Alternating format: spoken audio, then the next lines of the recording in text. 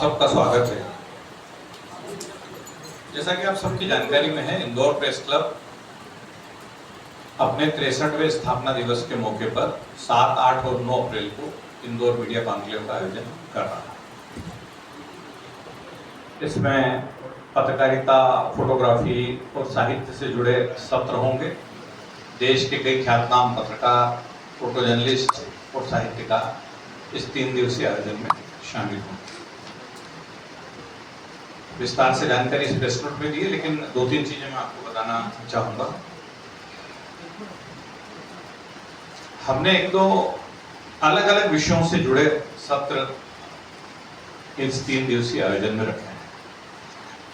जैसे हमारा ये मानना था कि पत्रकारिता का इंदौर घराना बहुत ही समृद्ध है और देश में अपनी एक अलग पहचान रखता है, इसलिए हमने पत्रकारिता के इंदौर घराने पे एक सत्र रखा है। संभवतः पहली बार पत्रकारिता के इंदौर घराने पर देश के 4 वरिष्ठ पत्रकार जो कहीं न कहीं इंदौर से वास्ता रखते हैं, वो इस सत्र में शामिल हो गए। पद्मश्री आलोक मेहता, यशवंत व्यास, विजय मनोहर तिवारी और सईद अंसारी। वरिष्ठ पत्रकार प्रकाश हिंदुस्तानी इस सत्र को मॉडरेट करेंगे, तो ये एक अलग वो है। एआई को लेकर इन दिनों बड़ी चर्चा है, तो एआई पर भी हमने एक सत्र रखा है। विस्तार से जानकारी इसमें आपको मिलेगी प्रेस में। लेकिन 3 जो दिग्गज आ रहे हैं उसमें शामिल होने के लिए प्रत्युष रंजन जो पीटीआई के हेड हैं डिजिटल सर्विसेज और फैक्ट चेकिंग के, हिमांशु शेखर है सीनियर एडिटर एनडीटीवी के, और उनके साथ ही जयदीप कर्णिक अमर उजाला डिजिटल के एडिटर। इसमें हर्षवर्धन प्रकाश जो हमारे साथी हैं वो मॉडरेटर की भूमिका में रहेंगे। तीसरा सत्र इसी दिन शाम को होगा, अखबारों में सिमटता साहित्य। ये भी बड़ा गंभीर विषय है, क्योंकि इंदौर की साहित्य बिरादरी से प्रेस क्लब का बड़ा नजदीकी वास्ता था और सब हमसे कहते थे कि कहीं न कहीं अखबारों से साहित्य गायब होता जा रहा है, विचार गायब होते जा रहे हैं। तो हमने इस सत्र को रखा है। इसमें अनंत विजय जो कि साहित्य संपादक है दैनिक जागरण के, प्रियदर्शन सीनियर एग्जीक्यूटिव एडिटर हैं एनडीटीवी के, डॉक्टर विकास दवे मध्य प्रदेश साहित्य अकादमी के निदेशक हैं, नर्मदा प्रसाद उपाध्याय वरिष्ठ साहित्यकार हैं, और निर्मला भोराड़िया जो हमारी इंदौर की हैं, ये लेंगी। इस सत्र को मॉडरेट अमिता नीरव करेंगी, इंदौर की हैं। इसी दिन शाम को हमने पद्मश्री वीरू सिंह चौहान और उनकी मंडली का कबीर गायन रखा है। इसके विशेष अतिथि मंत्री तुलसी सिलावट जी और विधायक राकेश शुक्ला। कॉन्क्लेव का दूसरा दिन भी बड़ा महत्वपूर्ण है। इस दिन पहला सत्र हमारा सबसे महत्वपूर्ण मुझे लगता है कि वो पत्रकारिता के पत्रकार साथियों के साथ साथ पत्रकारिता के विद्यार्थियों के लिए बहुत महत्वपूर्ण है। सफल होता वैकल्पिक मीडिया।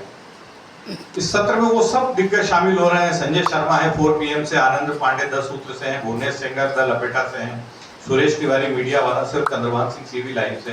ये वो सब लोग हैं जो जर्नलिज्म के अपने कैरियर पे बिल्कुल टॉप पे थे, जिस भी सेक्टर में काम कर रहे थे, प्रिंट या इलेक्ट्रॉनिक के, लेकिन उन्होंने उस सेक्टर को छोड़ा और उसके बाद अपना एक वैकल्पिक मीडिया पे गए और उनका वो उस प्लेटफॉर्म पे सफल रहे।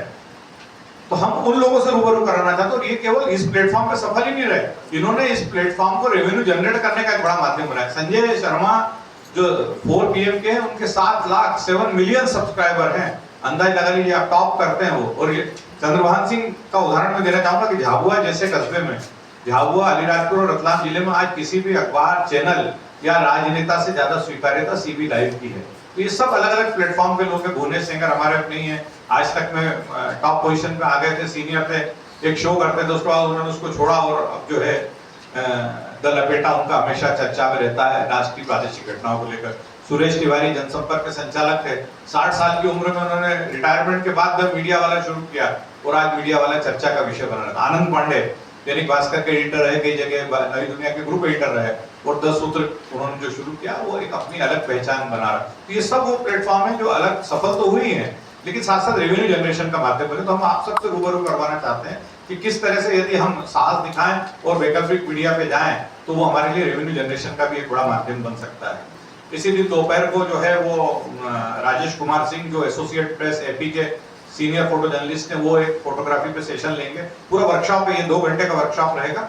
और इस वर्कशॉप के समापन के मौके पर हमने जो 2 फोटोग्राफी स्पर्धा आयोजित की थी, स्मार्ट सिटी के तहत बदलता इंदौर और भगोरिया की, इन दोनों के पुरस्कार वितरण भी जो है जिला कलेक्टर आशीष सिंह, निगम आयुक्त शिवम वर्मा के हाथों वितरित होंगे। इसके बाद एक सत्र होगा नवाचार का शहर इंदौर की कहानी, महापौर पुष्यमित्र भार्गव की जुबानी। ये 4 साढ़े 4 बजे सत्र होगा, करीब 1 घंटे का सत्र रहेगा। इसी दिन शाम को हम इंदौर के वरिष्ठ खेल पत्रकारों का सम्मान करेंगे। और हमारी जो वार्षिक खेल स्पर्धा है उनके पुरस्कार वितरण होंगे। इसमें मध्य प्रदेश के लोक निर्माण मंत्री कैलाश विजयवर्गीय और विधायक रमेश मेंदोला और ओलंपिक एसोसिएशन के उपाध्यक्ष ओम सोनी रहेंगे। इसके साथ साथ हमने इंदौर के जो 2 खेल प्रशासक हैं, अनिल धोपड़ जो कि टेनिस एसोसिएशन के राष्ट्रीय जनरल सेक्रेटरी हैं, और कुलविंदर सिंह गिल जो बास्केटबॉल फेडरेशन ऑफ इंडिया के नेशनल सेक्रेटरी हैं, दोनों को हमने इस कार्यक्रम में बुलाया है। 9 अप्रैल हमारा स्थापना दिवस भी और राजेंद्र माथुर का पुण्य स्मरण दिवस भी है। उस दिन हम सुबह 9 बजे 8 बजे हम सब साथी, मेरा आप सबसे भी आग्रह है कि आप आइए। उस दिन हम राजेंद्र माथुर की प्रतिमा पर माल्यार्पण करेंगे।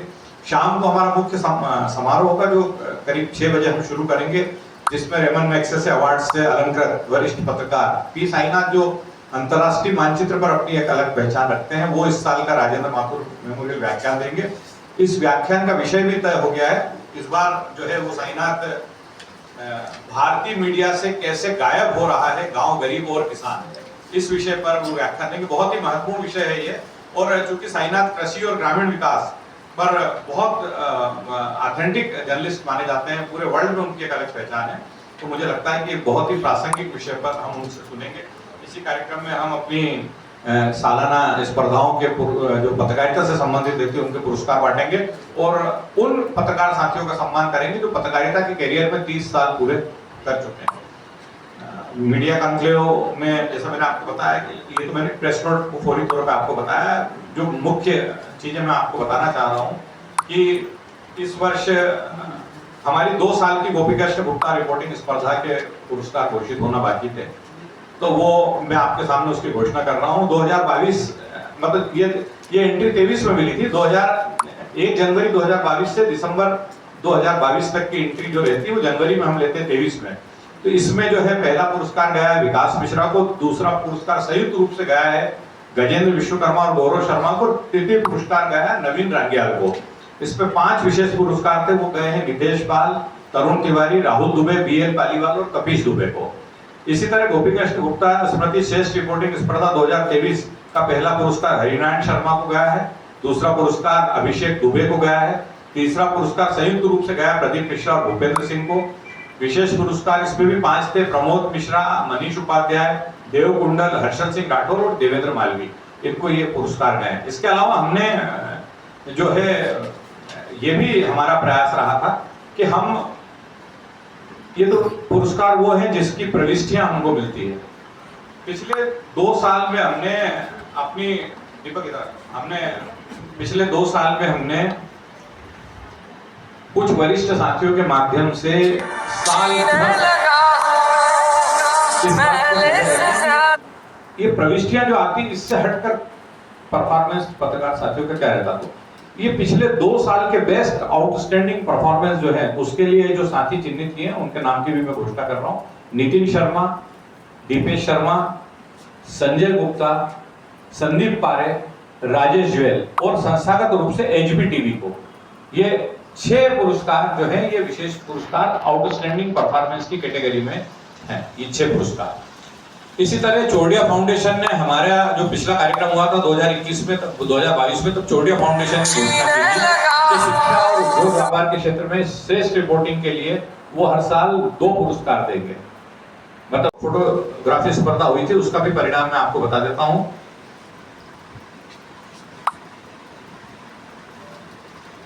ये जो हमारे गोपीकृष्ण गुप्ता जजिंग स्पर्धा थी, इसके पहले साल के निर्णायक थे श्री विजय चौधरी, श्री सतीश जोशी और श्री नीलमेघ चतुर्वेदी। दूसरे साल के निर्णायक थे श्री शक्ति सिंह परमार, श्री मुकेश तिवारी और श्री अनिल कर्मा। ये दोनों अलग अलग साल के निर्णायक थे।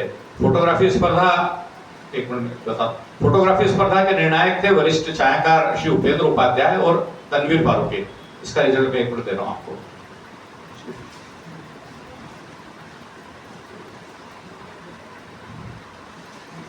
फोटोग्राफी स्पर्धा जो हुई थी भगोरिया की, उसमें हमको करीब 32 प्रविष्टि मिली थी।